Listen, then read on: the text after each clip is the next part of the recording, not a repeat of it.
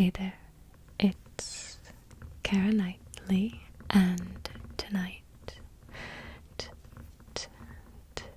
I am going to teach you how to play Magic the Gathering. Magic the Gathering.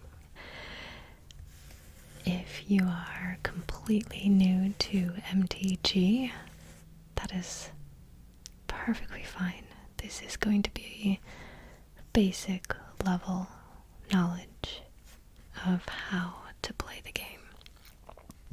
If you already know the basics, or you're a long time player, I hope that you still find this video to be relaxing and enjoyable to watch. Thank you for all those who have continued to support me and encouraged this video as well. I've been very excited to make it. So here we are. Okay. So this will be ASMR based. It's meant to be relaxing, but also educational. So, to get started, you are going to need a magic deck. Magic the Gathering. Now, there are many different formats, game formats for playing Magic the Gathering. So, this is more or less going to be based on the format that I play, which is Commander. But there's also Standard, Pioneer, which I've played before, and just some other types. But the cards all read the same, no matter how you're playing. So for the most part, what I teach you here today can be applied to any format. Okay. So, again, you need a deck to get started. This is a Commander deck, Shalai Halar. The theme of this deck is counters. So I'll explain what that means in a little bit. I have a couple how-to guides. I also have a life counter. This is a tool you'll need. Or you could use an app, which I like to use. And I'll show you which one I use. But you also are going to want a miscellaneous slew of dice. Sorry, slew is a word that I keep using in my vocabulary and I do not know why, but here we are. So I have some miniature die, regular size, D20, or countdown. This is a larger sized one. And then I also have counters, which again, I'll explain a little more in a minute. But counters usually add power to your creatures.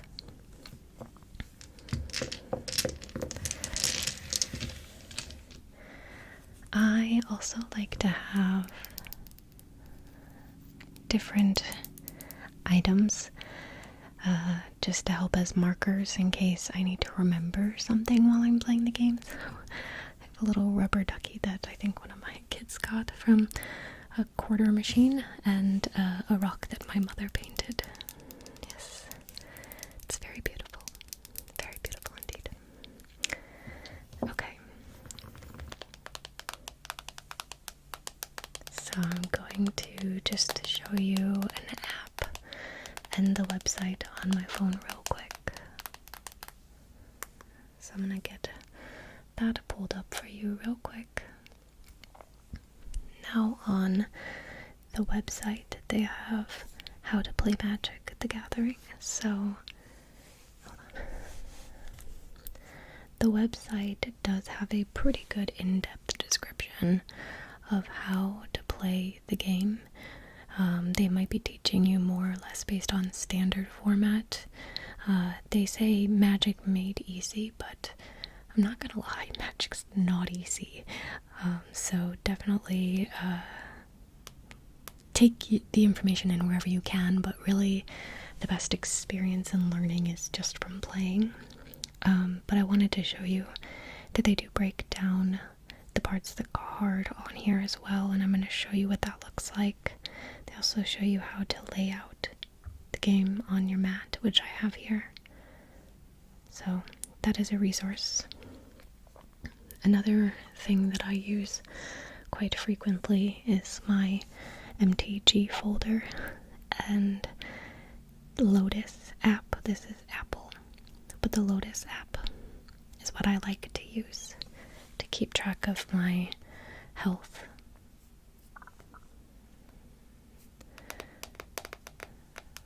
So this is kind of a nice, helpful tool. Go up, can go down. Okay.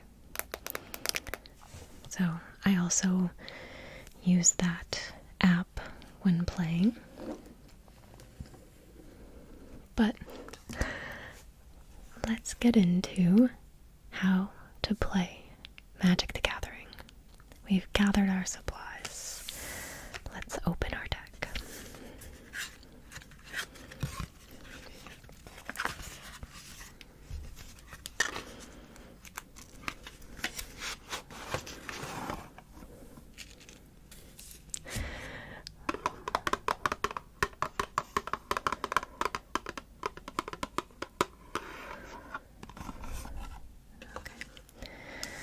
Alright, so Magic the Gathering comes with a total of 5 colors.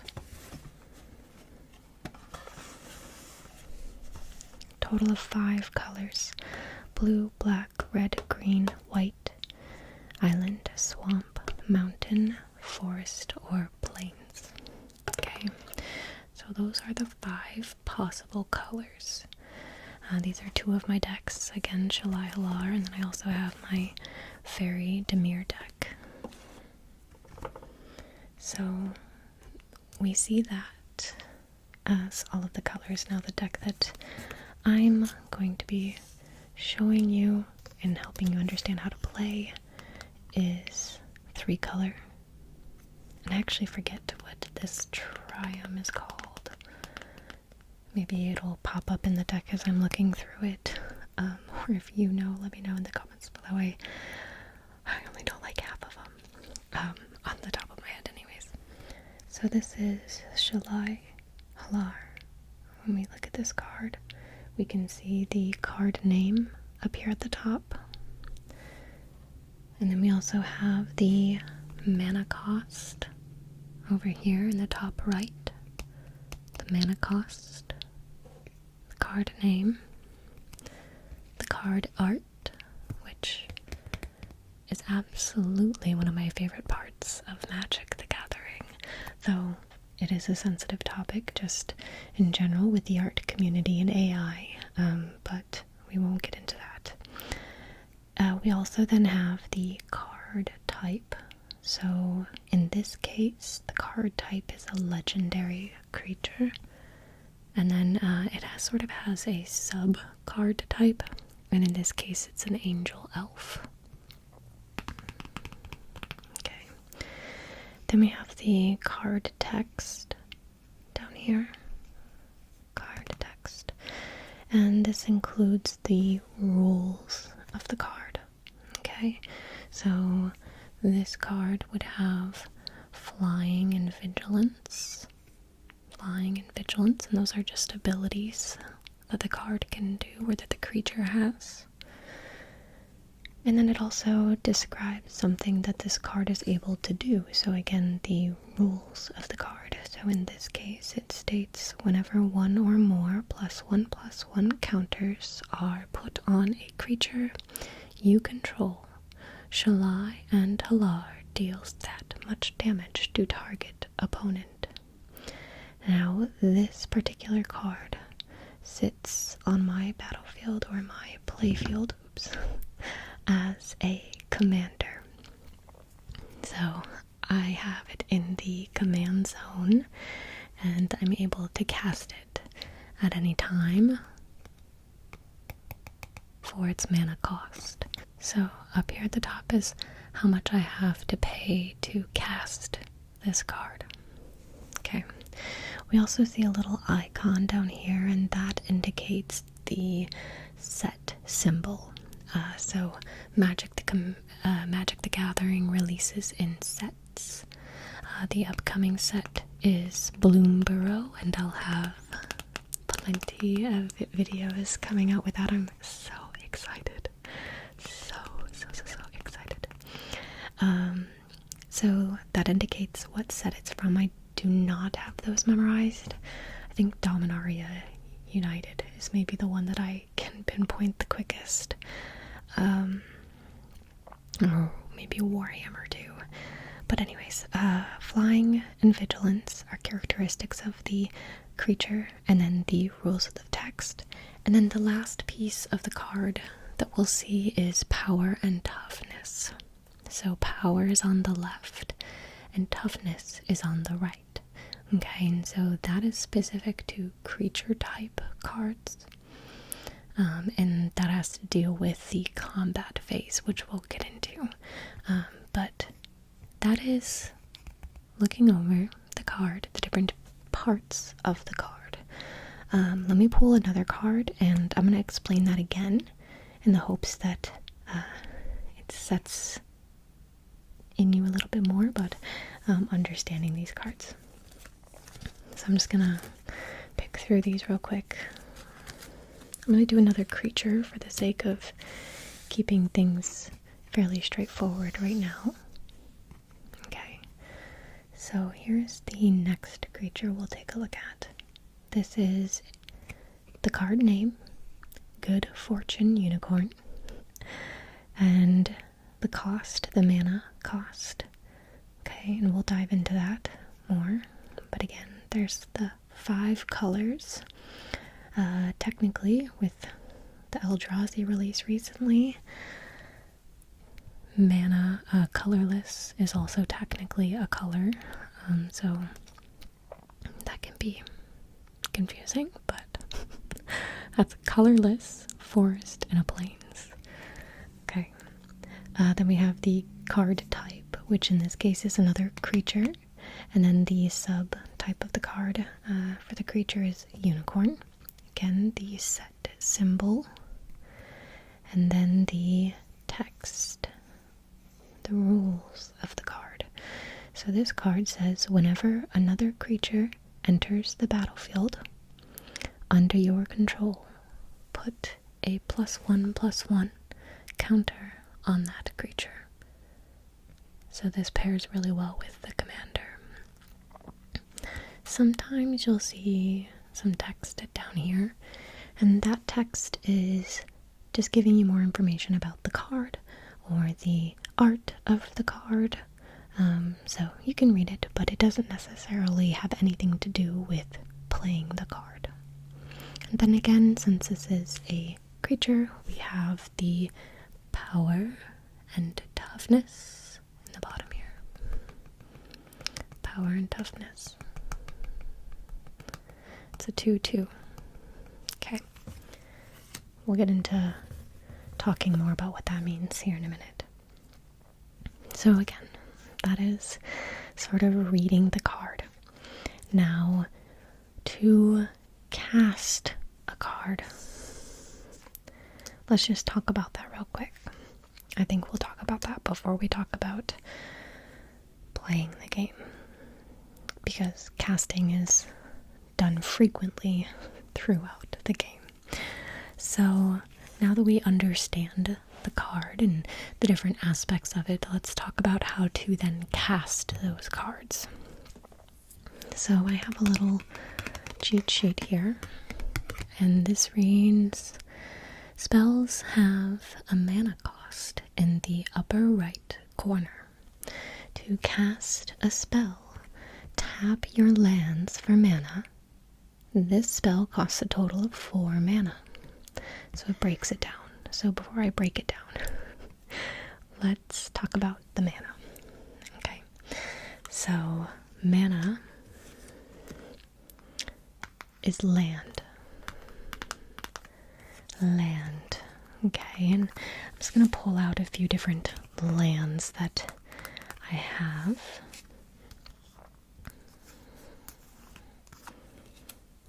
That go along with this deck. Okay, so these are all different lands.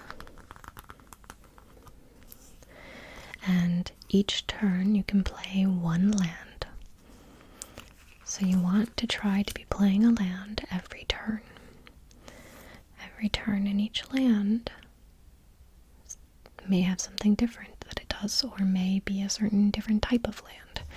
So these cards still read similar to the others. This is full art land. It's a plains, and the card type is still here, basic land. Sometimes land doesn't have the card text just because it is obvious what the card does. So this is a basic land. It is a plains. This is a specific type of land. It is a reliquary tower. And it gives you no maximum hand size, which is pretty awesome. You definitely want to have this, especially in decks where you draw a lot of cards. But the mana it gives you is colorless. Okay, we have a Canopy Vista. And this one reads, when it enters the battlefield, unless you control 2 or more basic land, it enters tapped, which means I wouldn't be able to use it that turn. So if it enters tapped, it has to stay. And I'll show you what that looks like again, but that's the land. So let's just say I have all this land out. Okay. On my board.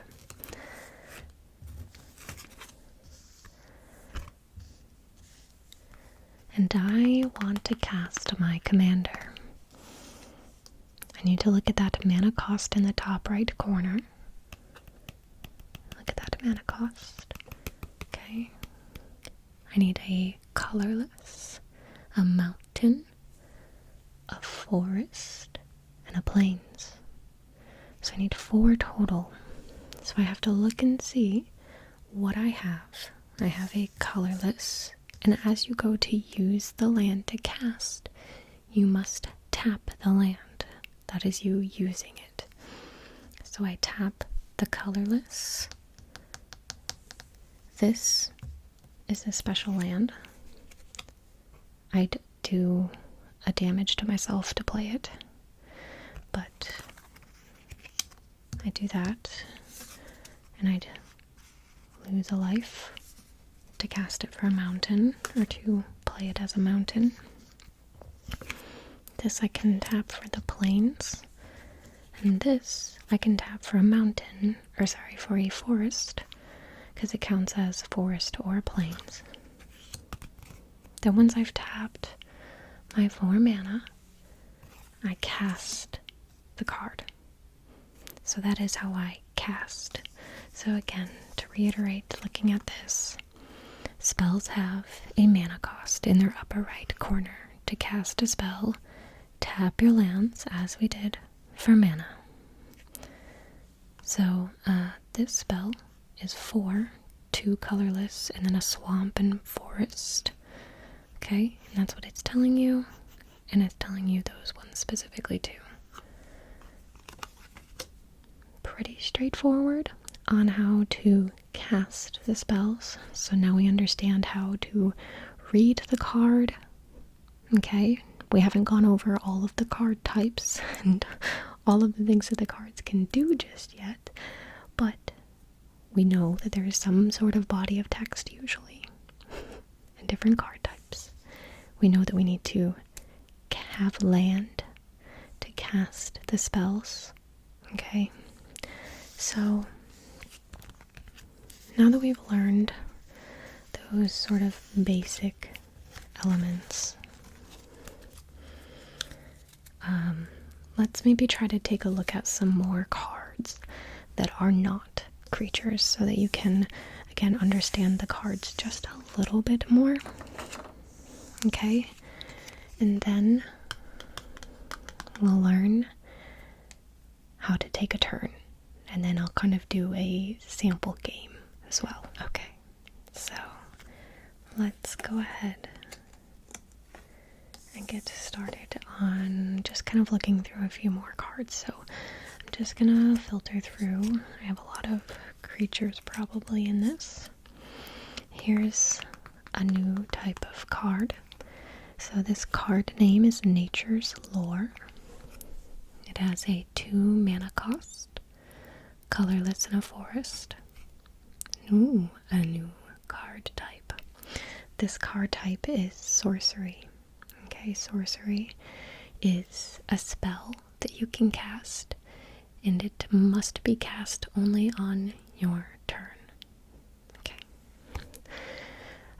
But when you cast the spell, you get to do whatever this body of text says. In this case, I would search my library, and your library is basically your deck of cards that's not in your hands.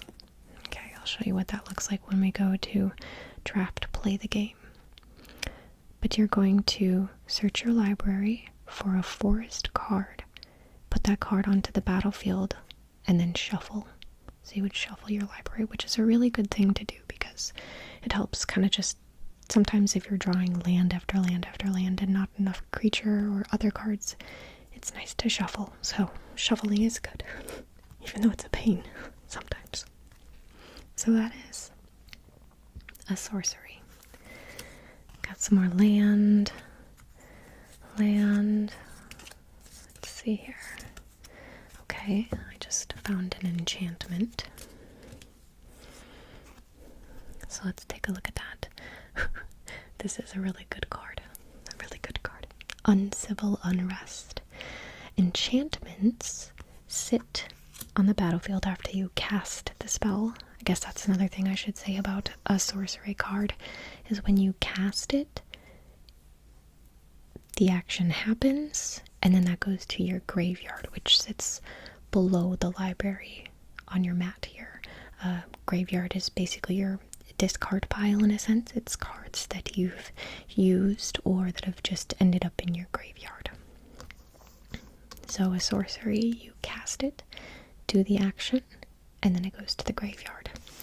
Now, an enchantment is another card type that you'll see as you play the game regularly. An enchantment stays on the battlefield after you cast it for its mana cost. It'll stay there. Okay? And an enchantment usually has something that's happening in the background or that's triggering as you hit certain phases on your turn or certain actions happen. So in this case, let's read this card. We have the card name, Uncivil Unrest, a 5 mana cost, so kind of costly. It says non-token creatures you control have riot. And now you'll see in parentheses, the card explains what riot means. You'll find that there's many of these in Magic the Gathering. That is why this game is not easy to learn, but please don't let that deter you. It is an amazing game and can be learned. So that's why it's helpful that they most often put the instructions in parentheses. But if you just Google it real quick too, there's a lot of really helpful websites. Anyways, my tangent. Riot means they enter the battlefield with your choice of a +1/+1 counter or haste. And now haste means that as you cast the creature, this is an enchantment, but as you cast a creature, it can get a +1 counter, so it gets bigger, or it can have haste, which means as it enters the battlefield, it is able to attack, because typically a creature enters the battlefield with what is called summoning sickness. So it cannot attack during the combat phase on your turn the first time you cast it and it hits the battlefield. It is sick. Can't attack. But haste allows it to attack. Okay? My instructions are going to be kind of chaotic, but this is also an ASMR video, so that is sort of the nature of this instructional video. I hope you're enjoying it. Anyways, so yes, an enchantment stays on the battlefield. It can be removed if someone targets it, but for the most part, it stays there, and it is just going to do its thing. So apart from that first body of text, this card also says, if a creature you control with a +1/+1 counter on it would deal damage to a permanent or player, it deals double that damage instead. Double that damage. That's pretty good. And it's very good with this commander. So, that is an enchantment. Let me keep looking because there's, oh, here we go, a couple more card types that we should talk about before learning how to have a turn. So we have artifacts. This card name is Arcane Signet. Arcane Signet. It is 2 colorless. Artifacts are typically colorless. This card type, an artifact, is typically colorless, but not always. Sometimes there are different mana colors that also need to go along with it. And then this symbol we have not seen yet. Well, perhaps we've seen it on a land, but this means tap. This symbol means to tap. So when you tap this card in play, so just as I tap my land to use it, you would tap an artifact to use it. So I can tap this and I can add 1 mana of any color in your commander's color identity.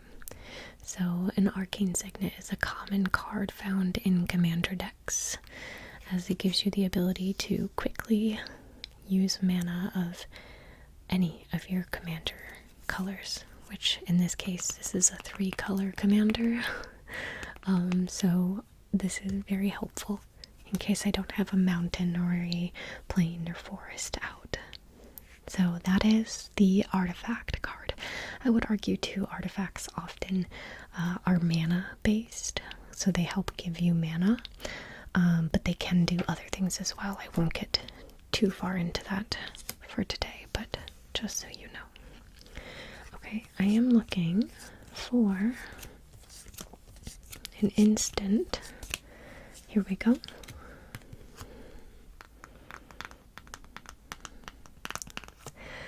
The instant I have here is Swords to Plowshare, which is a pretty common card. It is 1 plains. It's an instant card type. And then the card text reads, exile target creature, its controller gains life equal to its power. So, if someone were to cast this card and target my commander, because that's a creature, I would gain life equal to its power, which its power, remember, is on the left side.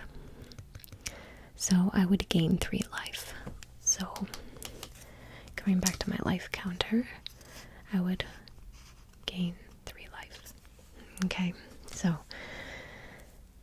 a little bit of understanding interaction there, but that is an instant. Instant cards can be cast at any time.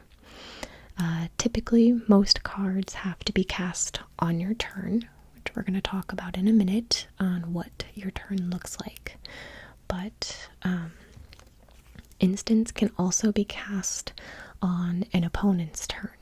So if someone else were choosing to attack me with a creature, I could instead choose to cast this in response to them attacking me, and exile the creature that is attacking me.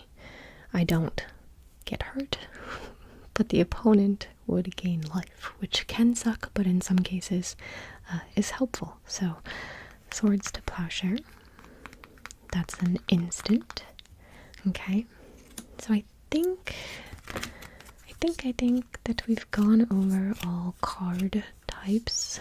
There are some other card types, like artifacts with subtypes. So in this case, something like Swift Boots is an artifact equipment. So instead of it being mana based or mana helpful, it attaches to a creature, as if things weren't already getting confusing. Yes, cards can kind of attach to creatures and it gives them more abilities. So in this case, hexproof and haste. So again, if it just entered the battlefield and I attached these to my creature, it would now have haste and I could use it to attack that turn. Hexproof is a whole other thing. Basically, it protects your creature so that no one can target that creature. But that is what that card does. Okay, I'm just gonna keep going through just to make sure. Sorcery we've done, enchantment, artifacts, yes, okay. So that's all of the main card types. Creatures, you have artifacts, enchantments, instant, sorcery.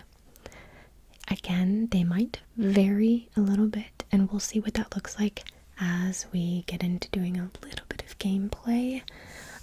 But just so you know, that's basically that. Okay, let's collect my cards here. And I think that I want to shuffle them. And we're going to talk about what a turn looks like. So I'm going to start to set up as if I were playing a game so that I can draw a hand and I can show you what that looks like. Okay. This might be a little tricky to do without it being too loud. Shuffling, so commander decks are 100 cards. Yes, this is 100 cards. And it can be very tricky to shuffle. So most often this is how I do it. You want to make sure that the cards are always going the same way. Typically I go a little bit faster than this, but I don't want to make too much noise or make it too drastic, so we're just going to take our time here and try to get them to go. There we go, there we go. And shuffle it together. Now I'll also take it and in a very difficult manner do this as well, which is very loud.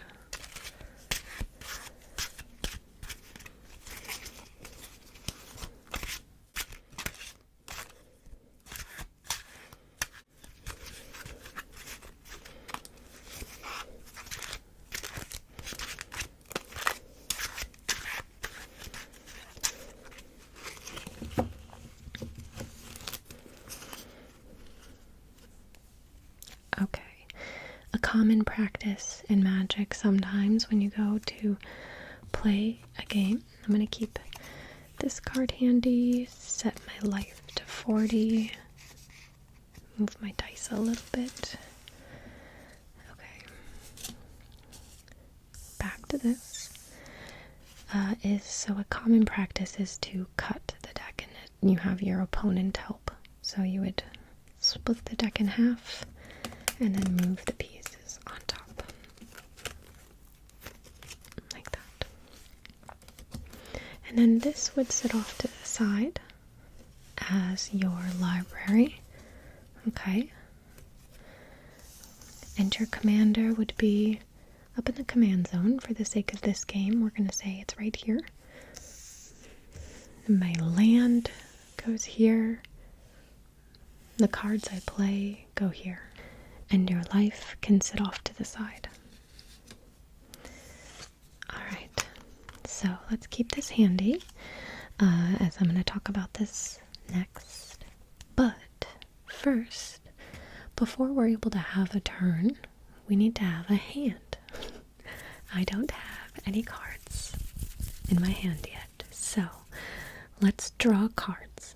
Now, before the game begins, everyone draws 7 cards. 1, 2, 3, 4, 5, 6, 7. Okay. 1, 2, 3, 4, 5, 6, 7. So, realistically, for a 3-colored deck, I would recommend having a total of 3 land. I would recommend a total of 3 land, if you can, or have a way to play into more mana. In the case of this hand, I only have 2 mana. Like, I could play this, but I only have 1 card that I could play, and it probably wouldn't go too well. So that's talking about, I guess the logic in my head I need to explain. So I only have 2 land here, a forest and a mountain. The only playable card I have, if I were to draw no more land in the next couple of turns, is the Basilisk color, which is great, but like I'm not going to be able to equip it. I'm not going to be able to use it because I don't have a creature to play it on. So that's not going to get me anywhere. This costs 4, that costs 3, 3, and 4. I don't have anything to play. So keeping this hand for my turn would probably not be wise. So, there is something called a mulligan in Magic the Gathering, which means reshuffle and draw 7 cards again. I think with Magic you get 1 freebie, or with Commander you get 1 freebie where you can still keep the 7 cards that you draw the second time. But in something like Standard, when you mulligan, you draw 7 cards, but then you have to put 1 under your library. And you only have 6 cards to start with. So different formats can have slightly different rules in terms of things like that. But it also depends on who you play with. If you're not playing competitively and you just want to play with your friends, sometimes they don't care if you continue to have the 7 cards. So let's try this again. 1, 2, nice. 3, okay, good. 4, yep. 5, 6, 7. Now that might be too much land, but sometimes it is what it is. So I have 1, let's see, 2, 3 land, as well as a Nature's Lore that can draw me into more land. Pretty darn good. This is basically my left commander, so it's a pretty good card and pairs very well with the Shalai Halar here. So I would keep this hand. So we're going to keep this hand and we're going to play with it. Alright friends, we are ready to officially talk about your turn. So hopefully this has all made sense up till this point. I now have my hand. I'm ready to start the game. Typically, when you're playing with a group, you take dice. What are the odds? What are the odds? I don't know. You take dice, you roll to see who goes first. Highest goes first. That would not be me in this case, but I'm the only one playing, so I guess I do get to go first. So, let's take a look at this card here. It says, begin. Untap. So turn your cards upright, because as we cast spells, as we use mana, we tap. So you tap the cards. So after you untap, and then it's upkeep, draw. So I don't have anything to untap right now. This is my hand. Nothing is on my battlefield. So I just go ahead and draw. Heck yes! Birds of Paradise! This is such a good card, especially to top deck here. So this card's great because it costs 1 and it's a creature. Flying. Flying is a really good ability for creatures to have because I'll explain why later. I don't want to confuse you. It has a tapped ability, so I can tap this card as if it were an artifact, or in this case land, because I can tap it, add mana of 1 color. Any color. 1 mana of any color. So I drew this card. It goes into my hand. That is begin. Anyways, next step is the main phase. Main phase 1. Main phase 1. So during the main phase 1, you play a land. You can only play 1 land per turn. We've talked about this, so please keep that in mind. And then this is the time to cast a creature, cast a sorcery, an artifact. You can cast instants, though it is nice to save those to play on other people's turns. So use them wisely. But let's have our main phase 1, which right now is going to be pretty quick when I don't have much else on the board. So I'm going to look through my mana. I want a forest so that I can play that. But here's where... oh wait, I do have one. Oran Reef, the Vast Wood. It enters the battlefield tapped, so I won't be able to use it on my first turn. But I think it's the best play because I don't have anything else that I could play right now anyways. So I will have that enter the battlefield tapped. Now this card also allows me, not only can I tap it for mana, but I can tap it to put a +1/+1 counter on each green creature that entered the battlefield this turn. So instead of using it for mana, I could tap it for that ability. Pretty cool. So it entered the battlefield tapped. At that point, I would pass my turn onto the next person. The next person would then have their turn. Again, do these phases. Now, I said that would be my turn, and you're like, wait a minute. There were more steps. Yes, okay, so technically speaking, these phases would have still happened. I would have moved to combat, but I don't have any creatures out, so I can't do anything. My second main phase would happen, but again, I don't have any mana to use, and I can't play another land. So your first turn is kind of boring. That is really all you can do, is play a land. And hopefully you have one. I sure hope you have one.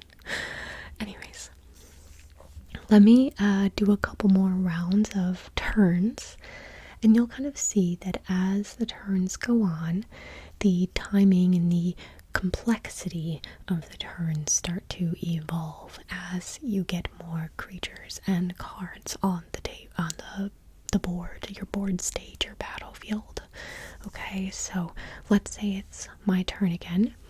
Begin, we untap, upkeep, draw. Ooh, I drew Vigor. This is another good card. Now it is a very expensive card. It costs a total of 6 mana, 3 forest and 3 colorless. I cannot afford that right now. So that card, I like to just tuck to the back of my hand. I don't need to play that right now. My goal is to play Birds of Paradise still. So if that is the case, I think I'm going to have my other land enter tapped, because this one only costs 1.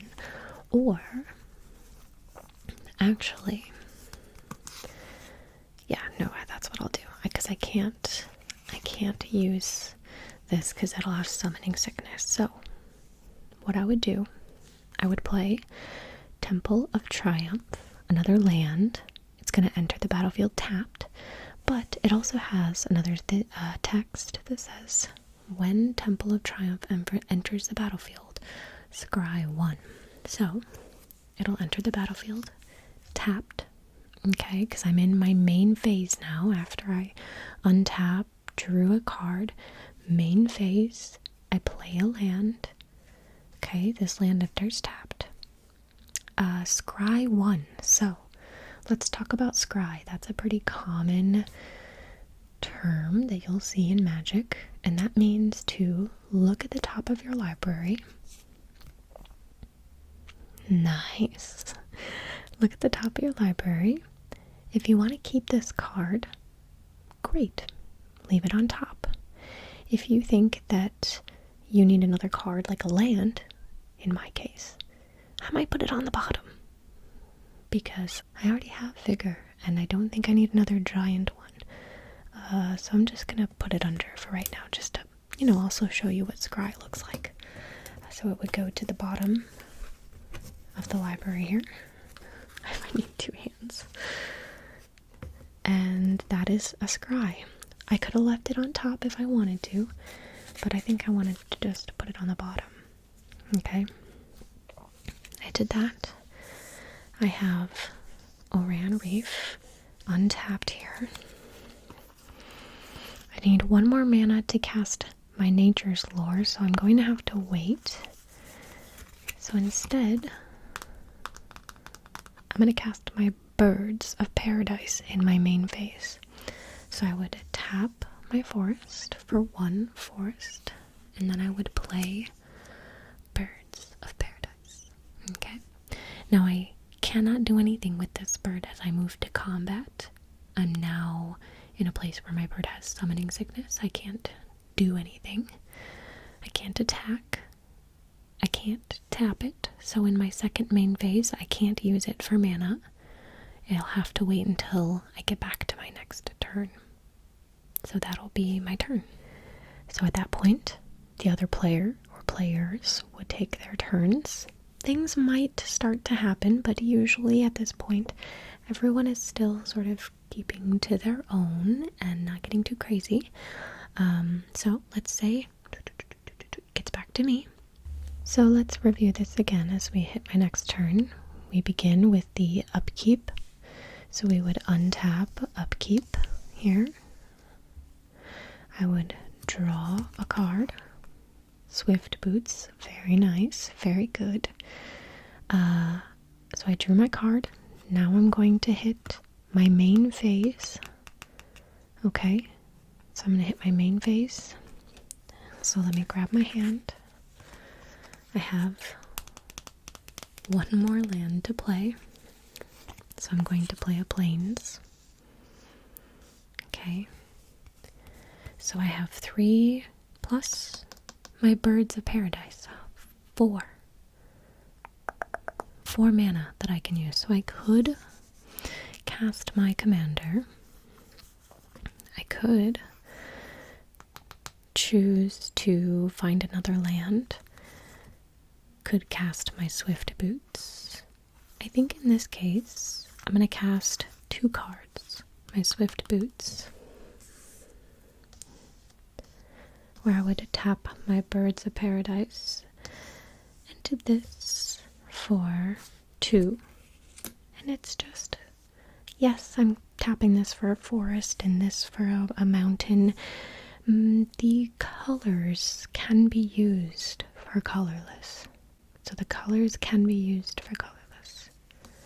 You cast that. Okay. Now I have my Swift Boots on the field.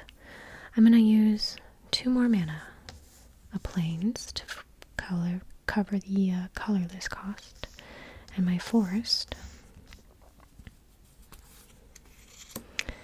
to cast a sorcery spell. Now, we talked about this one before. Nature's lore. Sometimes I just pick the same cards. So I search my library for a forest card and then put that card onto the battlefield, then shuffle. That's very good because my forest is not entering tapped, so it will not be tapped. So at that point, I pick up my library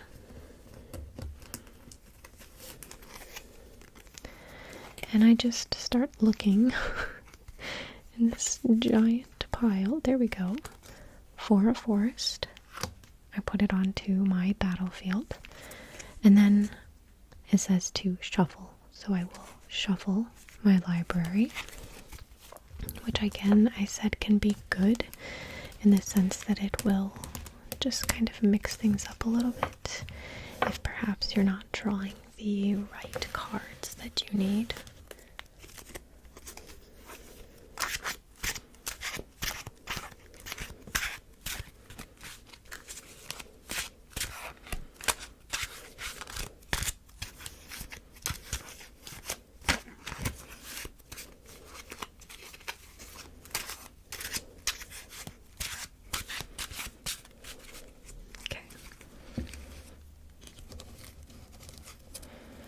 We'll do just a couple more rounds because I want to show you what combat is going to kind of look like. It'll be difficult without having another player, but it'll still give you an idea. I do hope to get my husband and or a friend to assist me in playing a match together. That is sort of my next dream for my Magic the Gathering ASMR, is to play a match so that I can help explain the game a little bit further in more detail, because it is a very in-depth game with the cards being able to do so many different things. This is really just a basic overview of an understanding of how to get started playing, but there's a lot to learn. So please take this in, but go explore on your own or watch this again. Okay. So that would be my turn. At that point, I would pass to someone else. I can't do combat. I would enter combat, but I have no one to attack. I'd enter my second main phase, but I have nothing else to do. So then I'd hit my end phase. And technically, I haven't really covered this piece yet, but in the end phase, creatures heal. So if a creature was hurt or attacked or did blocking, it would be healed. So it would go back to full health, and then the turn would pass. So that's the end phase. Okay. Other players would go, come back to my turn. I would untap everything, hit my upkeep phase, and draw. In this case, I drew another creature. Not sure I need that one quite right now. I do have an enchantment, but I'm going to wait on that. I think the play would be to play my commander at that point. So I would cast my commander. I would use probably Birds of Paradise. 1, 2, 3. Oops, hold on a second. I'm going to keep this out and I'm going to show you why. I don't want to tap this one. But 1, 2, 3, and 4. Okay, forest, a mountain, a plains, a colorless. Okay. And I cast my commander, so now my commander is out. It is summoning sickness, so I cannot attack with it still. I cannot go to combat. Now, I could attach my Swift Boots if I wanted to pay 1 with this. I could attach my Swift Boots. It could have haste, and I might do that. But I'm going to show you 2 things that I could do on this turn. So it would sort of depend, I think, on where the game's at. So let's start with what I was just describing. I could tap this and pay the 1 to equip. This is an artifact equipment, so I can pay 1 colorless to equip it to a creature. Oops. When I do that, I typically put the artifact behind, but as you remember, this gives my creature hexproof, which means it can't be the target of spells or abilities, and haste. Okay, so I can now use this to attack. I'm going to keep that, but I'm going to just explain one other thing that I could have done instead with this land. Oran of Reef, the Vastwood, allows me to tap this land and put a +1 counter on each green creature that entered the battlefield this turn. So instead of equipping the haste, the swift boots, I could have just tapped this for the bottom ability and put a +1 counter on my commander, because there is a green cost and it's a green in its cost, its mana cost, so that makes it a green creature. Even though it has a mountain and a plains, it also has a forest, so it's considered a green creature. So I could have put a +1 counter on this, and because of my commander's ability, when I put a +1 counter on a creature, this creature deals that much damage to an opponent. So I would at that point choose an opponent and I would make them lose 1 life. Pretty neat. That's the whole point of this commander. So I could do that, though I think the most effective option in this case is the boots. So I would do the boots. And now, because my creature has haste, I can enter combat and show you what that looks like. So I would enter combat. I would declare Shalai Halar as my attacker. I would choose which opponent I wanted to attack. So I would say, opponent A, I'm going to attack with Shalai Halar.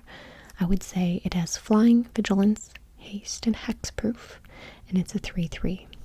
So that's sort of the declare attacker's phase. After that, the opponent then has the ability to choose one of their creatures or like an instant spell and respond. Now you can't target this commander, so they wouldn't be able to exile it or do something of that sort, but they could choose to block this creature, but they'd have to have flying. So when I attack with a flyer, they have to block with a flyer or a creature that has what is called reach. So if they do not have that, I would do combat damage to that player. They would not be able to block my creature.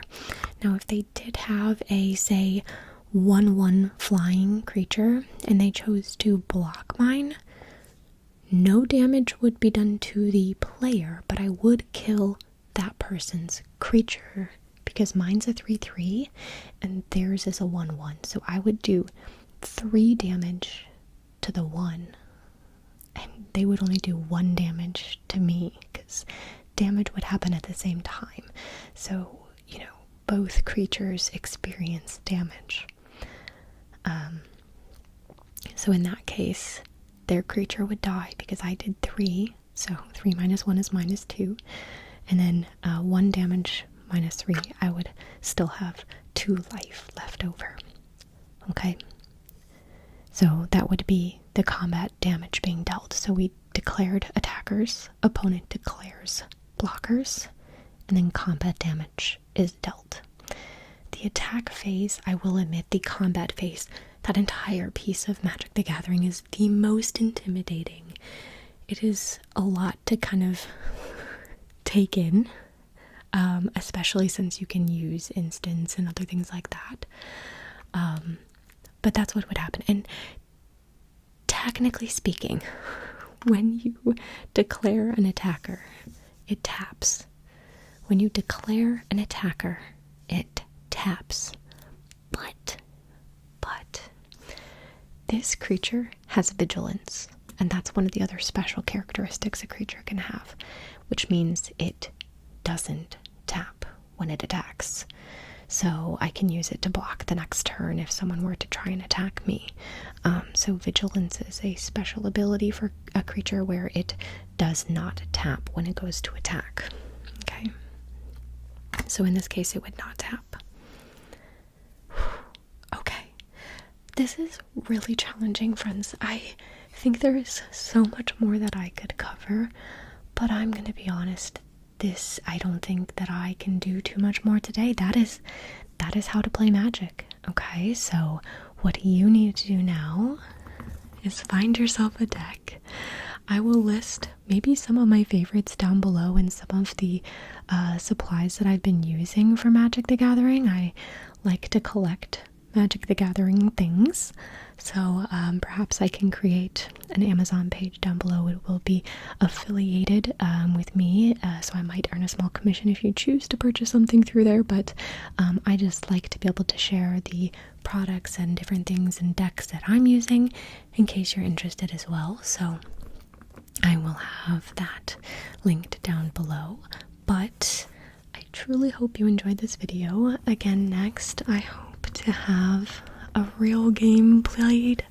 It might be another month or so before I'm able to get something like that out, but I'm so happy that I got this video done. It was quite lengthy, quite a lot to be honest, but I hope that you enjoyed it, and I hope that you subscribe and stay tuned because Bloomborough is right around the corner, and I plan to share some cards for that as well. So thank you all for tuning in tonight, and I hope that you all have a wonderful, wonderful